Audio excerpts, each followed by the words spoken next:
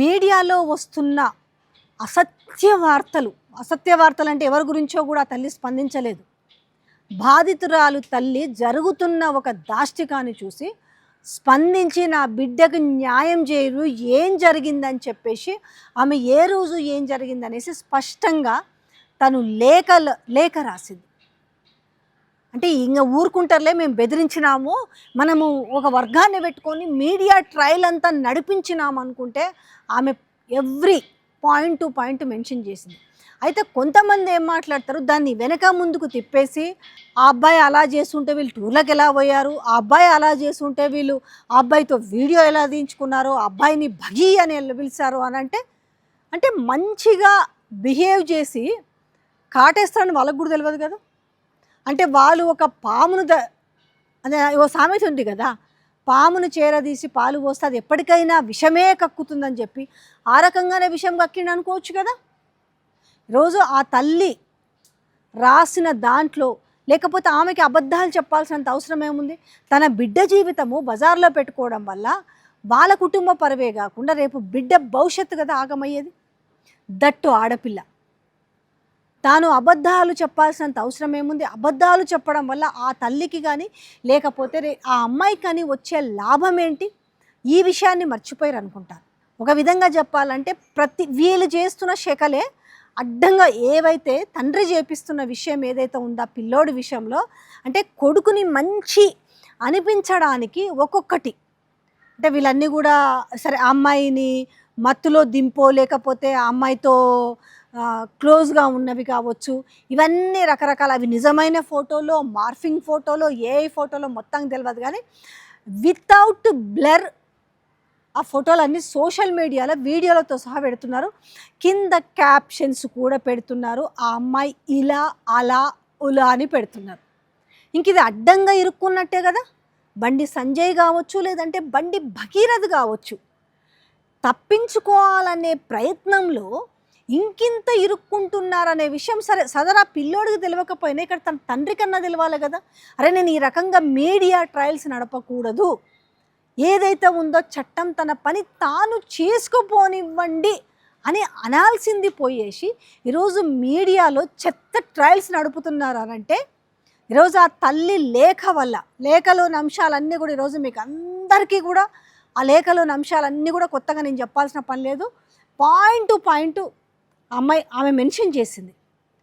దయచేసి వ్యక్తిగత హననం మానుకోండి, మా కుటుంబ విషయాలని బజారుకి ఈడ్చకండి, మా అమ్మాయి వ్యక్తిగత విషయాలను ఇది చేయకండి అని ఆమె చాలా సునిశ్చితమైన అంశాలని కూడా లేఖలో ప్రస్తావించింది.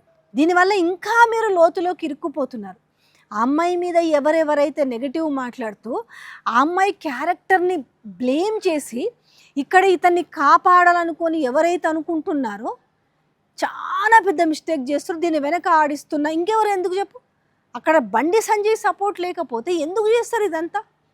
అసలు ఎవరిస్తున్నారు ఆ వీడియోలని? ఎక్కడ కూర్చొని తయారు చేస్తున్నారు? ఎక్కడి నుంచి తీసుకొచ్చారు? లేకపోతే టోటల్గా వీళ్ళు అన్నట్టుగా మొత్తం ఆ అమ్మాయి ఫోన్ హ్యాక్ చేసేసి ఆ ఫోటోలు వీడియోలన్నీ బయటకు వదులుతున్నారా? లేకపోతే ఎక్కడైనా కూర్చొని మొత్తం ఈ మార్ఫింగ్ సెక్షన్ ఏమైనా తయారు చేస్తున్నారా? ఆబ్వియస్లీగా అనిపిస్తుంది టోటల్గా అందులో 10% నిజం ఉంటే 90% మార్ఫింగ్ రిలీజ్ చేస్తున్నారని అనిపిస్తుంది. ఇవంతా కూడా సోషల్ మీడియా కావచ్చు, మెయిన్ స్ట్రీమ్ మీడియాలో కావచ్చు చేసే ఈ మీడియా ట్రయల్స్లో నష్టపోయేది భారీగా అమ్మాయిని నష్టపరుస్తామనుకుంటున్నారు. కానీ ఇక్కడ సదరు మీరు ఎవరినైతే కాపాడాలనుకుంటున్నారో వాళ్ళకు కూడా మెడకు భయంకరమైన ఉచ్చు బిగుసుకుంటుందనే విషయం మర్చిపోండి. 2 చేతులు కలిస్తేనే చప్పట్లన్న విధంగా ఈరోజు అమ్మాయిదే మొత్తము తప్పు. అక్కడ మాత్రము అతను ఒక పరిశుద్ధుడు, ఇంకా లేకపోతే ఏమనాలు, ఇంకా కడిగిన ముత్యమో, స్వాతి ముత్యమో, ఆని ముత్యమో అన్నట్టుగా క్రియేట్ చేస్తున్నారు కదా. దీనివల్ల ఎంత మిస్టేక్ చేస్తారో ఒకసారి గుర్తుపెట్టుకోండి. బండి సంజయ్ గారు ఇప్పటికైనా మీరు కళ్ళు తెరిచి చూసుకోండి. మీకైతే కనీసం అవగాహన ఉంటుంది కదా. సోషల్ మీడియా ఏం జరుగుతుందో మీకు తెలియకుండా ఉండదు కదా. ఎవరెవరికి ఏమేమి ఆడియోలు, ఏమేమి వీడియోలు, ఏమేమి డాక్యుమెంట్స్ పంపిస్తారో మీకు తెలియకుండానైతే అవి బయటికి రావు కదా. సో ఒక్కొక్కటి మీరు చేస్తున్న ప్రతి చర్య కూడా మీ యొక్క కుమారుడి భవిష్యత్తు ఇంకా అధపాతాళానికి తొక్కబడుతున్న విషయాన్ని మీరు మర్చిపోకండి. ఇవాళ మీ పుత్రుడి వైపు ఎవరైతే సపోర్ట్ చేసి మాట్లాడమనండి, చట్ట పరిధిలోకి లోబడి మాట్లాడమనండి. ఎంతసేపు ఉన్నా కూడా అక్కడ అమ్మాయిదే తప్పు, ఆ అమ్మాయి మైనర్ కాదు మేజర్ అని పదే పదే పదే పదే మీరు చెప్పిస్తూ మీరు మీ కొడుకుని ఇంకా పలచన చేస్తున్నారనే విషయాన్ని కూడా మీరు గ్రహించండి. చాలా తప్పు చేస్తున్నారు. ఎందుకంటే అక్కడ వాళ్ళు బతికే ఉన్నారు. ఆ తల్లి కూతురు అనేవాళ్ళు నిజాలు చెప్పడానికి సరే ఈరోజు అది చట్టానికి లోబడి ఉంది కాబట్టి వాళ్ళు అన్ని విషయాలు చెప్పలేకపోవచ్చు. మీకు తెలుసు, మీ ఇంటికి వచ్చి మాట్లాడినప్పుడు ఆ అమ్మాయికి ఎందుకు న్యాయం చెయ్యమని అడిగారో మీకు స్పష్టంగా తెలుసు. ఆ మాటకు మీరు ఎంత వల్గర్గా మాట్లాడిరో కూడా ఆ తల్లి ప్రస్తావించింది లేఖలు. ఎందుకంటే నేను ఆ విషయాలను నేను వెల్లడించలేకపోతున్నాను, నాకు ఒక పరిమితులు ఉన్నాయి కాబట్టి నేను చెప్పలేను. చాలా సెన్సిటివ్ అంశాలని కూడా ప్రస్తావిస్తే ఆ సెన్సిటివ్ అంశాలనే మీరు ఎంత ఘోరంగా మాట్లాడారు అనే విషయం కూడా ఆ తల్లి ప్రస్తావిస్తుంది. ఇక ఆమె మీడియా ముందుకు రాలేదు, కానీ వస్తే పరిణామాలు ఏ విధంగా ఉంటాయనేది కూడా ఒకసారి ఆలోచించవచ్చు.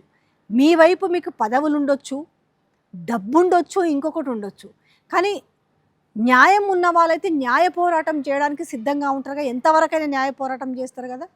మీరు హద్దులు మీరి ప్రవర్తించినప్పుడు ఆ హద్దులకు అడ్డకట్ట వేయడానికి, నిజాల్ని వెలికి తీయడానికి వాళ్ళు ఏ రకంగా ఉంటారనే విషయం కూడా మీకు తెలియంది కాదు కదా. సో మీరు చేస్తున్న ప్రతి చర్య ఇంకా అది బిగుసుకుంటుందే తప్ప అది తప్పించుకునే ప్రయత్నం అయితే జరగదని మాత్రము జరుగుతున్న పరిణామాలన్నీ చూసి మనం స్పష్టంగా చెప్పొచ్చు.